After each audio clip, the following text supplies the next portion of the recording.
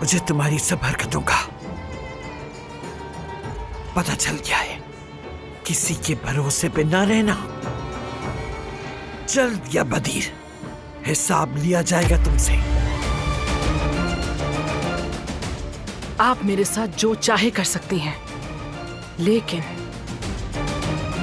याद रखिएगा, अगर मेरी बेटी का बाल बराबर भी नुकसान हुआ तो ये बंगला आपके सर पे गिरा दूंगी।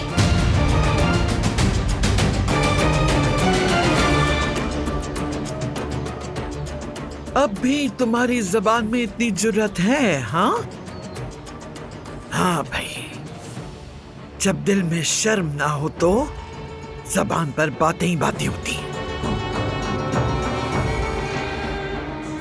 बेशर्म!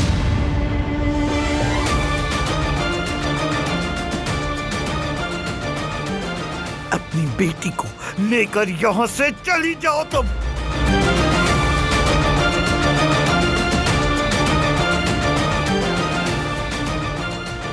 मुझे लगता है कि अभी बात नहीं करनी चाहिए। यही मुनासिब है।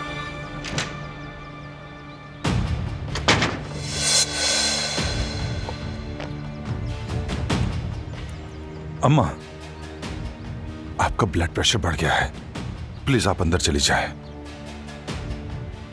मैं सबिया साहिबा से बात कर लूंगा, आप बिल्कुल परेशान मत हो। तुमसे मेरा झगड़ा भी खत्म नहीं हुआ।